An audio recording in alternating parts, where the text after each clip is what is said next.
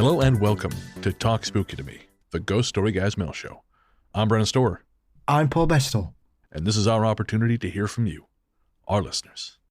Paul, my friend, how are you doing? I'm doing all right. I don't seem to know what's going on anymore. This virus is being very weird. Oh, has it come back? Yeah, well, Julie's been bedridden for most of the week. Oh, shit. And every time I think, oh, thank God it's gone, I suddenly feel dreadful again. So I don't know if it's a sentient illness and it might be some kind of like absorbing me from the inside. I'm not sure what's going on, but it's really annoying me now. Okay, so well, hopefully this thing does not stick around. Or stick around any longer, I guess. What a bastard of a disease. Yeah, loads of people have got it, but nobody knows what it is. Comforting.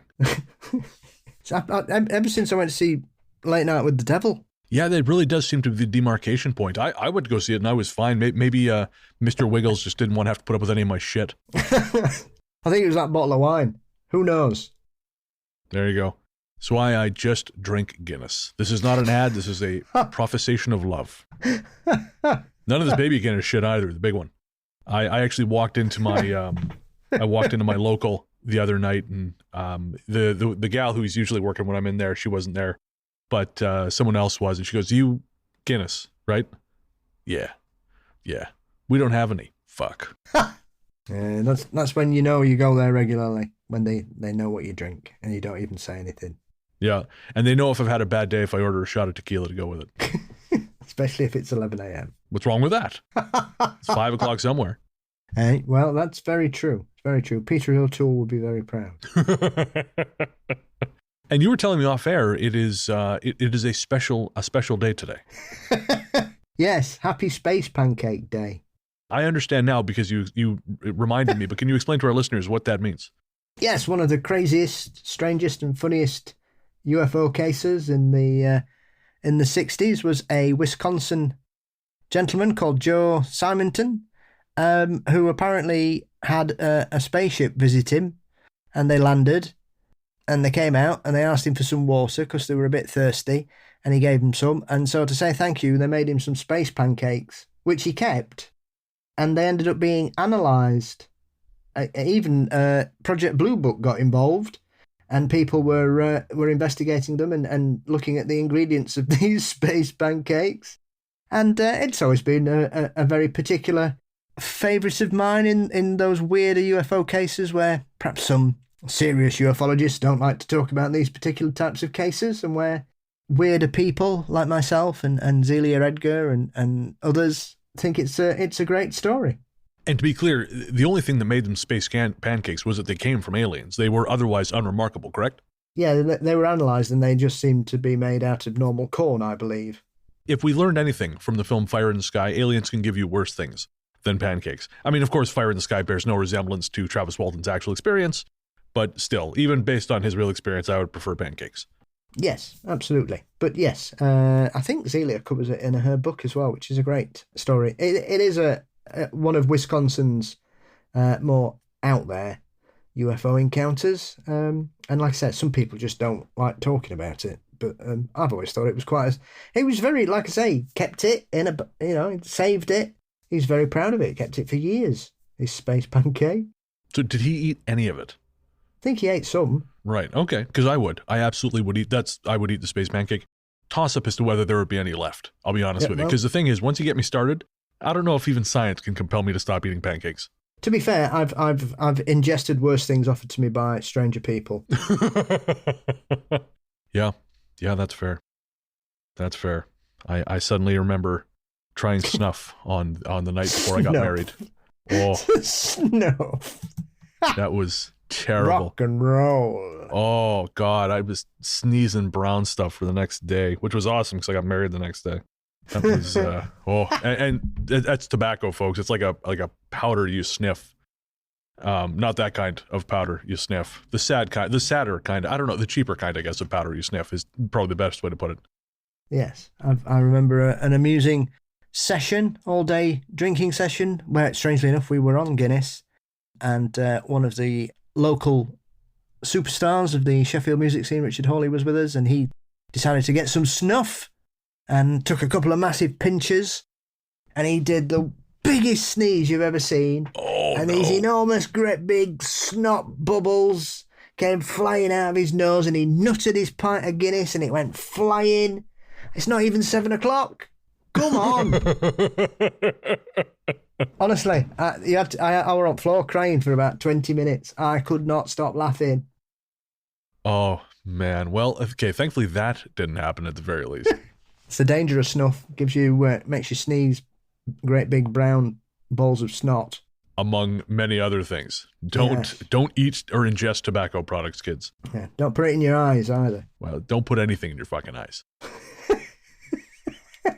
Speaking of nothing related whatsoever, this is in fact a mail show. We're not just here to talk about various intoxicants, although I'm sure there'll be lots of that.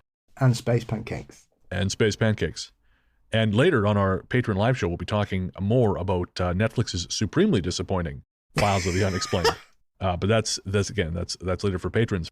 Here now, we're going to get to the mail. Our courteous and efficient staff is on call 24 hours a day to serve all your supernatural elimination needs. We're ready to believe you. All right, so first up is from our patron, Kimberly, who fills us in on why Snoopy was part of the NASA broadcast. Kimberly says, Snoopy has been a NASA ambassador for manned flight awareness since 1968. I had no idea. So that explains a lot, Kimberly. Thank you. That's the knowledge we all need. Well done, Kimberly. Thank you. 1,000%. And you know, it fits. Like, I do love Snoopy. I grew up with Peanuts, so I get it. And I understand that makes us old, but that's okay. He's timeless. He truly is. Like Sherlock Holmes and Dracula.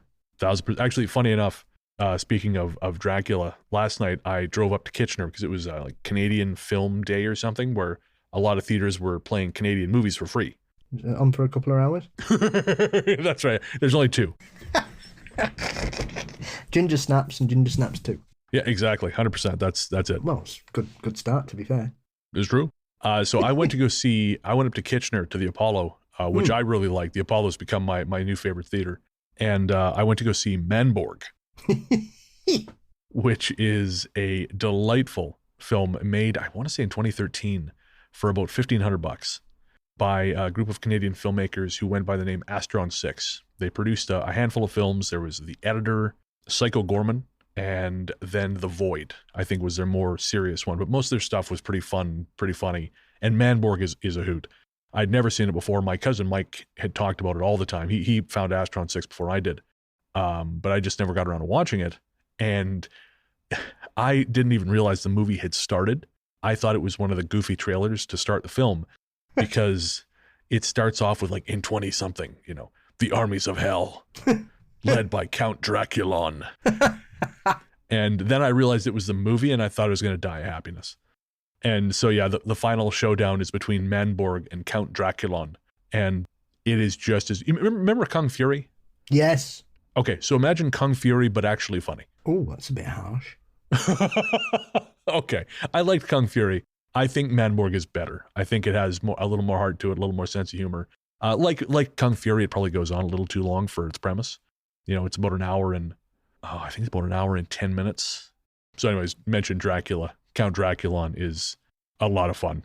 And it was on my mind because the other day I was scrolling through social media and Dulux Paints have decided to basically try and flog a new colour of red by essentially saying it's blood red, but we're not going to call it blood red. We're just taking inspiration from Dracula, which is probably one of the most tenuous links to a product I've ever seen in my life.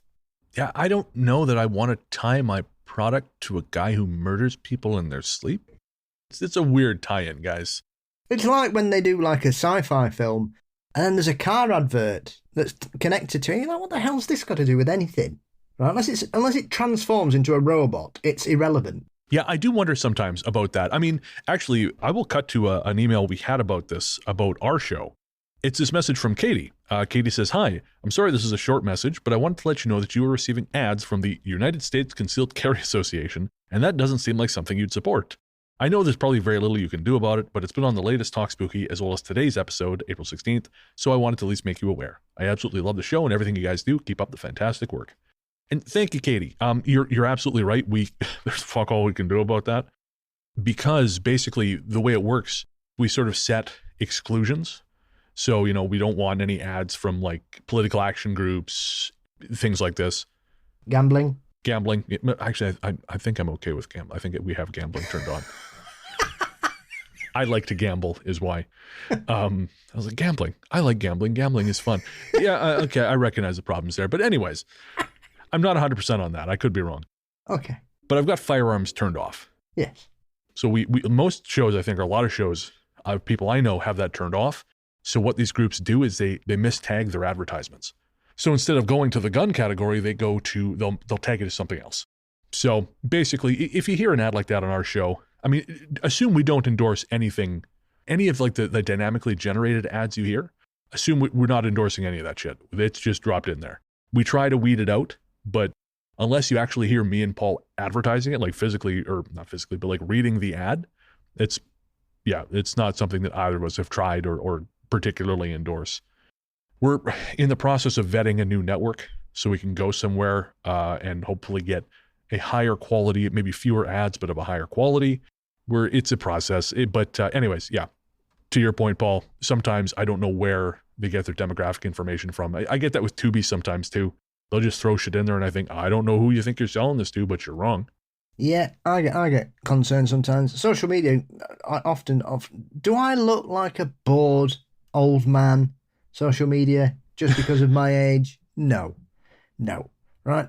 I don't want shampoo because I've got no hair, right? My bladder works well. I don't need special man pants, okay? and I don't need any sort of chemical enhancements to keep me moving. So, bugger off. I've got no reason for those medical enhancements because it's just me here. So that's even if I needed them, there's no point. Yeah, if you want like muscle rub or backache cream, fine. I've forgotten what it feels like to wake up on a morning and not go, good days. Remember this, kids. Enjoy the days when your joints work. When you can jump off tall buildings and not worry about something snapping. I've always been a heavy guy, Paul. That has never been an option for me. Oh, I used to enjoy being able to jump off bus shelters without fear, So I'm just going to throw this out there. I think I might know why your joints hurt. Just saying. I'm not pointing any fingers because I can't, because my joints hurt too, but I think there may be an explanation here. You're talking to a man who broke his nose putting a Chinese meal in a bin under a sink. Nothing frightens me. I don't know that we've had a more Paul Bestel story than that. Yeah, them bins that are attached to the door under your sink? Sure. Well, if you put a certain amount of force on them, they snap off and you nut the top of the door. Don't do it. Okay, that has been a public service announcement from Mr. Paul Bestel. Yeah, really, yeah. I'm relieved to know you at least felt it. Because sometimes I just assume you're some kind of terrifying juggernaut. Breaking your nose always hurts. I broke it 8 times and it's hurt every time. 8 times? Yeah. Did you have a boxing career you haven't told me about? No. It's, it's very bent, my nose now. It all adds to your rakish charm. All right. Daniel writes, "Hi guys, I heard y'all talking about the casualties of World War II. I'm a veteran from our newest wars and I have a substantial amount of my own PTSD and memories of lost comrades. I just wanted to say I admire the respect that y'all hold all the soldiers and civilians' lives, in regardless of the support for or against the actual conflict. Violence sucks. Except against the Krampus, of course. Attached below, I have found a graph which is showing the military and civilian losses worldwide. These numbers are in millions. That shit hits." The numbers that Daniel has included here are staggering. It's really crazy stuff. And again, if I remember, I'll put a link to this in the show notes. But thank you, Daniel. We really appreciate that. Again, we try to, we try to sort of hold a middle line here. I know we have folks on both sides of the political spectrum who listen to our show, and we don't like to talk about politics. I joke about shit sometimes, and Paul and I obviously we have a stance on stuff, and we believe in human rights and letting people live their fucking lives. I think that's pretty clear. But when it comes to soldiers, soldiers are just they're people, and they're out there doing their jobs, and we have a great deal of respect for that. That is a very, very difficult job. And again, you want to debate the correctness or incorrectness of certain military actions, you can do that. But this isn't the place to do that. So we say to our soldiers, to everyone who listens to this show, we have a great deal of respect for you, but also let people live their fucking lives. And further to that, our next message is from our patron, Devin. And Devin says, the fact that even a djinn might have gotten IED'd is a weird sort of comfort. If that's the case, 1, at least it wasn't an innocent. 2, better that spooky fucker than us. Semper Fi, and thank you, Liam. And of course, that is a reference to our the opening, I think, of the last Talk Spooky. Oh, no, sorry. That was episode 186. We talked about that. Yes. Yeah, absolutely. Which also reminds me, I'm sure I've read somewhere that certain Fae in their conflicts would use some kind of bomb. But I'm not sure what it was created of. I'll have to dig back into that. I'm sure I've read.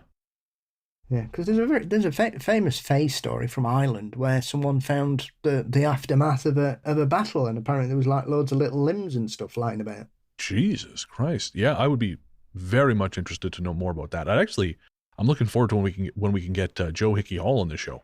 Yes, soon. Next, Jessica writes, about 9/11, I had a premonition dream about it 6 months before it happened. I'm still seeing pictures that I remember from my dream. The dream terrified me, and when I saw the second plane hit that tower on live TV, I about passed out. It was just like my dream. So thanks for sharing that, Jessica. It goes back to my old saw, Paul. I would never want to be able to see the future. I just have no interest. Not at all. I think it's one of those things people go, oh, I wish I could, but I think you've got to be, it's the prime example of be careful what you wish for. Yeah. Actually, here's a question, and it's not related to Jessica's email, but it kind of is.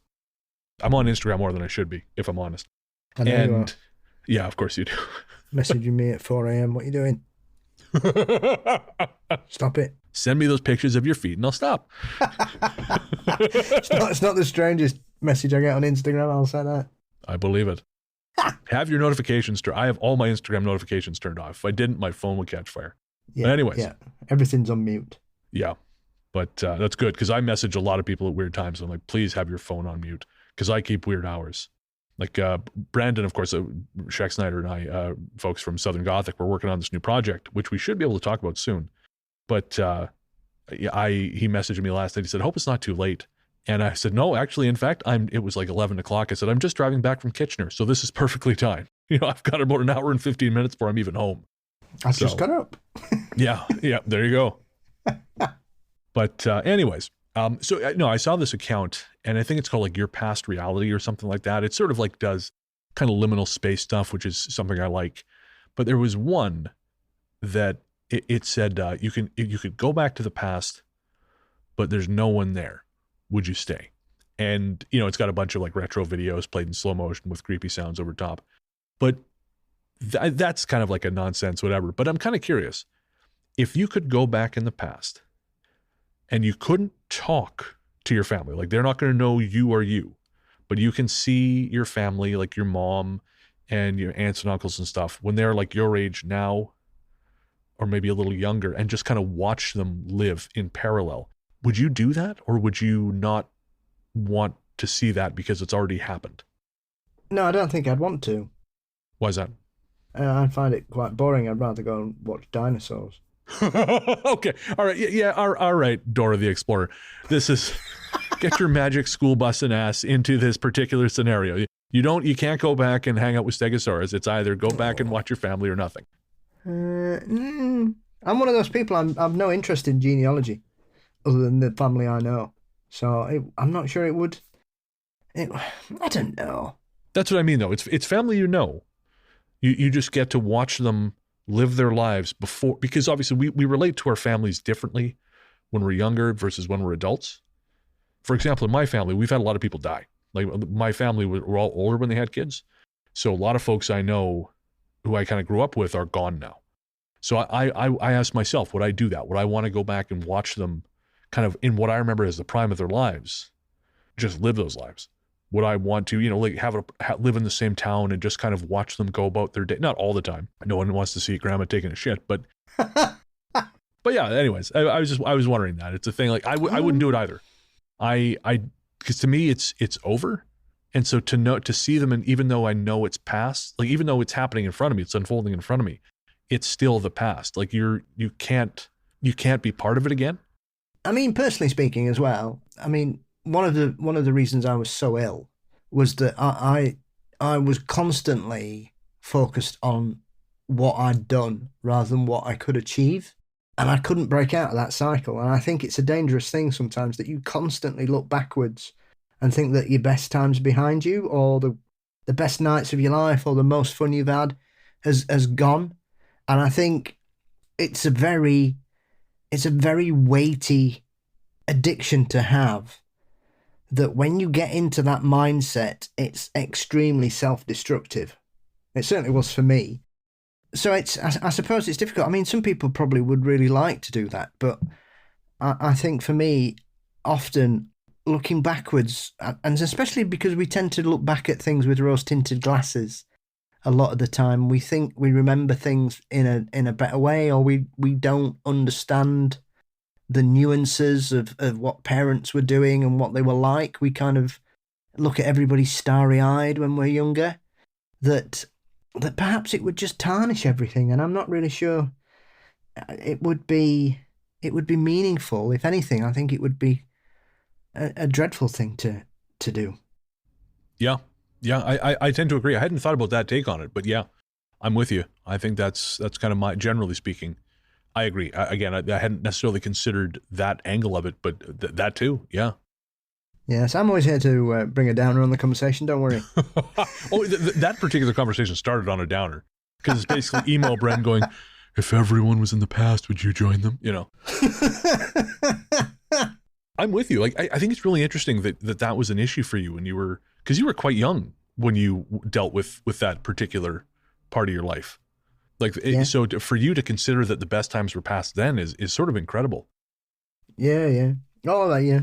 I thought it was completely washed up and finished by, 6 years ago. That was it. It was done. There was nothing. That was it. And then a poltergeist saved my life. Mr. Wiggles.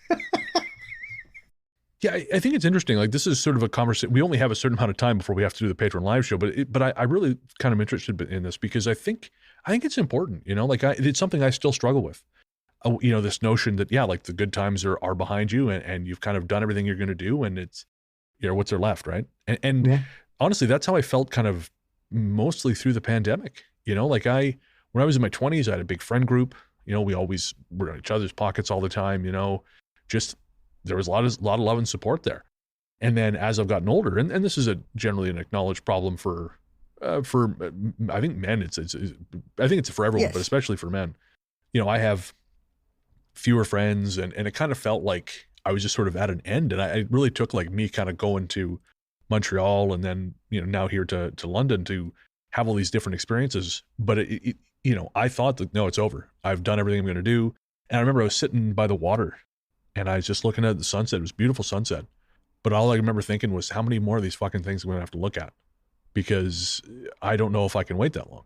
And I think it's a danger, like when you grow up kind of in, I don't know, like, I don't want to say poor. We didn't really grow up kind of like planning for the future. There was really none of that. There was really no like, oh, you can make something happen for yourself. Like I wasn't really kind of set on the path with that. And so I think when that happens, I think it's hard to like envision something new for yourself. You know, we get so locked into the life we have and what's in front of us. It's tough to envision anything apart from that. I think one of the best things I've ever seen is especially it's I was reading something about addicts, and obviously a lot of my friends that I grew up with became addicts and couldn't get out of it. And it was talking about somebody who'd gone through rehab and was moving forwards with their life. And they were saying that their counsellor had said, there's only one thing you need to change about your life to move forwards. And they said, oh yeah, what's that? And he went, everything. It's true, man. It's true. I'm what, 40 pounds lighter than I was. I'm in better health than I've ever been. But it took me. Great. Thank you. Lovely skin. What, right? I wonder how that happened. Can't believe you thought I was taking the piss. I really did. I thought you were fucking with me. Do you think the Count of Saint-Germain looks this young without using skincare routines? I'm 406. And you don't look a day over 305. Oh, I thought you were fucking with me. Anyways, we'll cut that short because we have a few more emails to go here.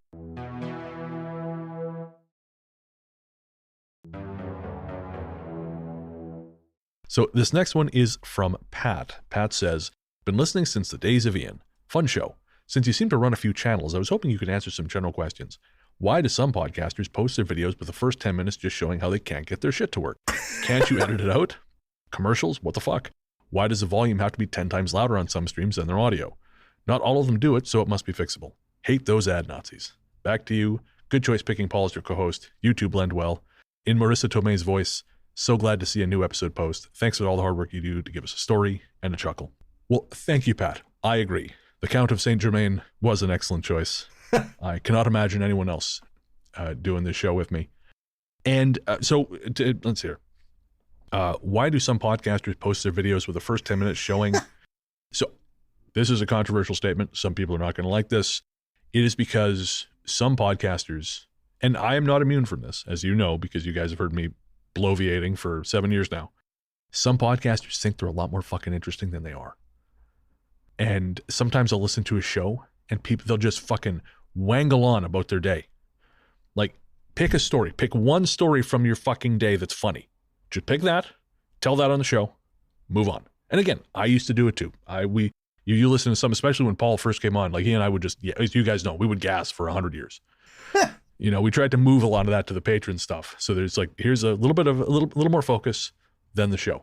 But some people never get to that point. Some people are just like, well, everything I have to say is funny. Oh, no, it's not. No, it's not. Or interesting. It's also, generally speaking, not interesting. Like, we record, Paul and I are on the microphones for 4 hours when we do the show. Not Talk Spooky usually, but main shows. We're on the mic for 4 hours. 45 minutes to an hour and a half of that, depending on the day, is like for the patron bonus stuff. But the remaining 2.5 hours is for the show. And that gets cut down a lot. Like I tend to cut out all my best work. Exactly. Because my ego no, I'm kidding. I cut out more of my talking than I cut out of yours. I was saying the very same to my friend Rasputin many years ago when I was having dinner at his house. Lovely. He was trying to keep up with you is what he was doing. That's what killed him. Well, I'm partial to a glass or two occasionally. I've seen this, yeah, maybe one or two. Anyways, like yeah. What's that? I do like a wine. As well you should. Mm-mm. But yeah, so we cut like 45 minutes to an hour out of the show. And because it's fine. Like some of it you hear in the outtakes, some of it goes to the patrons, and some of it's just lost because it's not funny. Like a lot of it is me kind of rambling to like set up Paul to talk about stuff. And because I talk so fucking much on the show anyways, I just cut that out. Because I'm like, I'm not saying anything. I'm just like getting to a place where like, oh, it like triggers Paul and Paul kind of goes. Yeah, some people just don't understand pacing. They don't understand all that shit. And they just think it's interesting on its face, you know? Because like when I started the show, and everyone does. There's actually a podcaster who I have a huge amount of respect for. I won't say their name. Back in the day when he first started, I remember him posting a picture of this thing everyone does with their editing, and it's just a picture of them looking annoyed, like editing, you know, and everyone does it. And now, you know, that person is enormously successful. They have the best podcast or one of the best podcasts in their particular niche. So it's like you can move past that, but some people never do. So that's why some people are just, they think the things they're doing are much more interesting than they are. As for the ad thing, shows have no control over what level the ads are at. So it just kind of depends on what level the show sets their audio to. Some people make their shows louder. Some people make their shows quieter. Again, when I didn't know what the fuck I was doing, the show was so quiet. And I've actually quieted the show down again. It was up to a certain level, and I've kind of dropped it back a little bit since I was doing those audiobooks. But yeah, that's why. Some people, everyone levels their show differently. And some people level it to more or less what advertisers would level it at. But there's really no way to know what advertisers are doing. I sat on the floor for 2 years, so I was squashing my diaphragm. I wasn't projecting. Oh no! Oh man!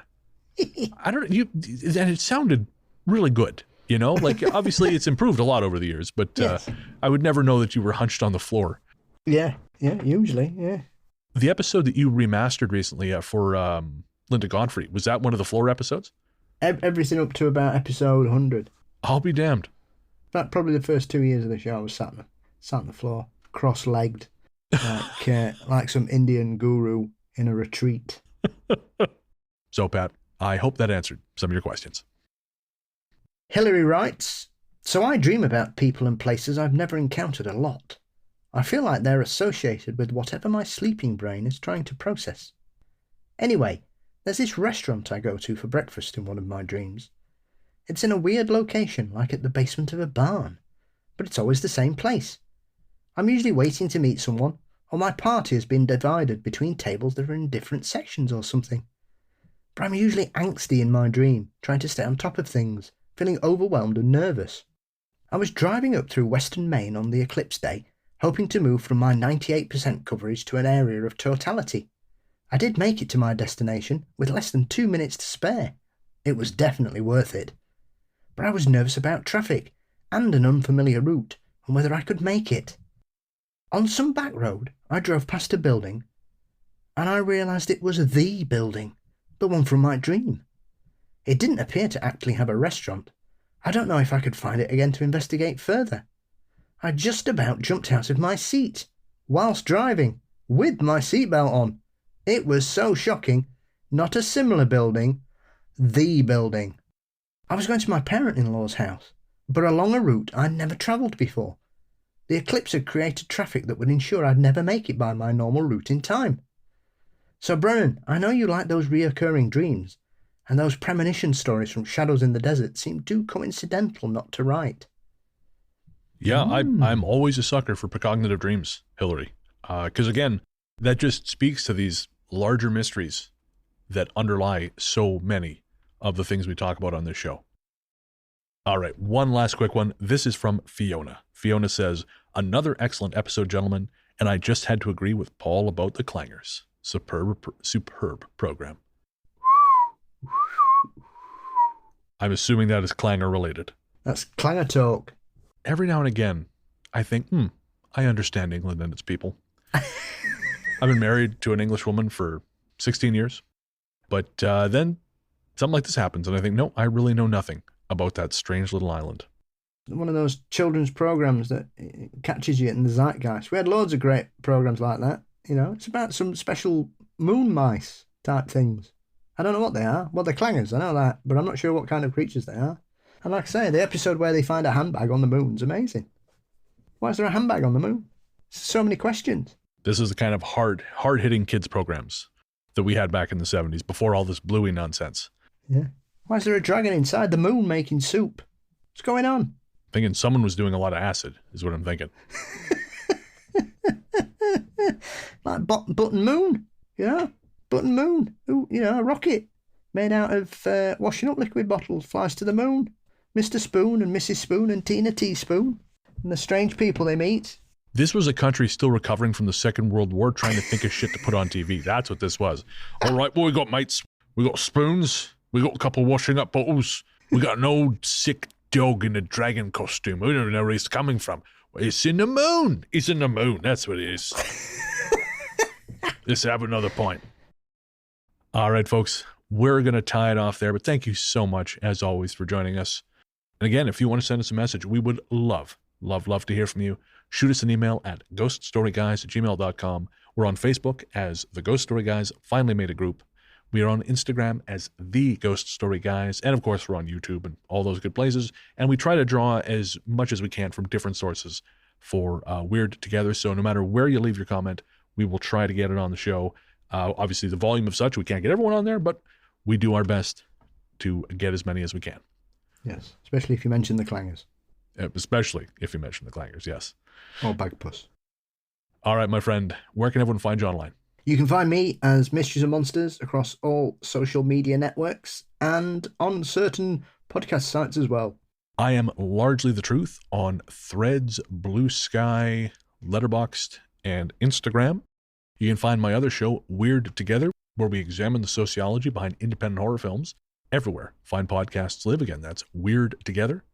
And of course, we always like to end Talk Spooky with a song. This time around, we're going to be sharing a track from The Revenants. The Revenants, of course, on our house label, Night Harvest Recordings.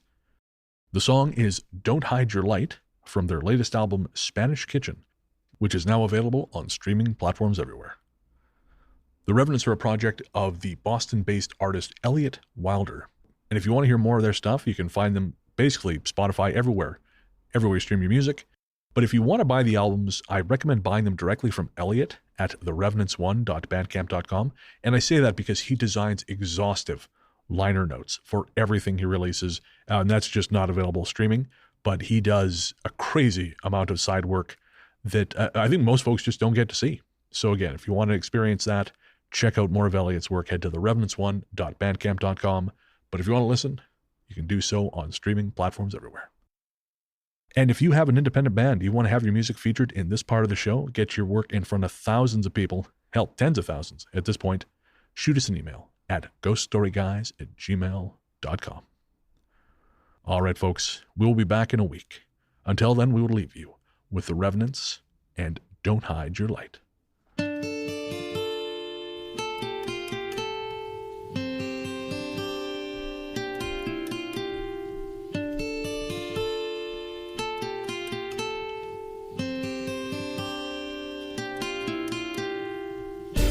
You sit in silence like a Buddha.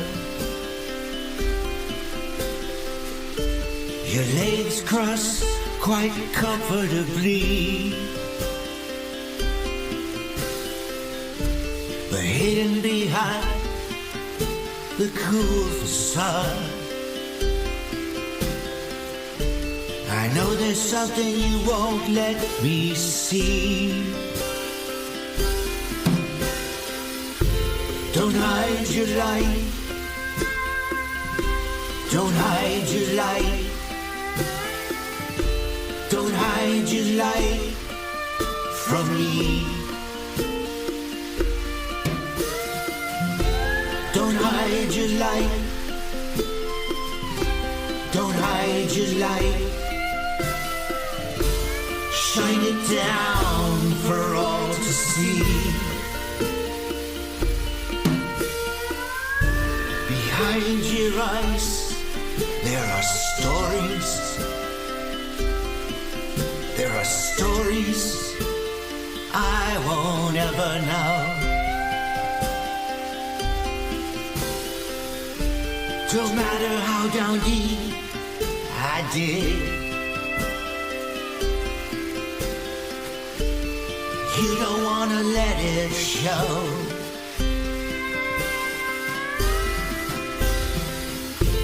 Don't hide your light. Don't hide your light. Don't hide your light from me. Don't hide your light. Don't hide your light. Shine it down for all to see. Shine it down on me.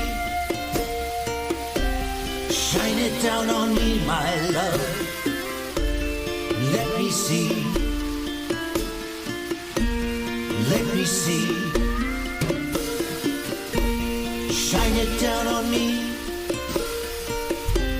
Shine it down on me, my love. Set yourself free.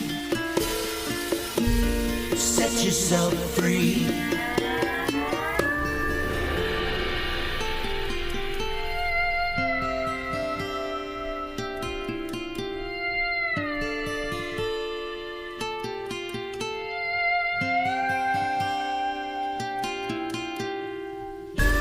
You keep your doors locked so tightly, and all your curtains are drawn. You ain't ever gonna let me in. And just how long can this go on?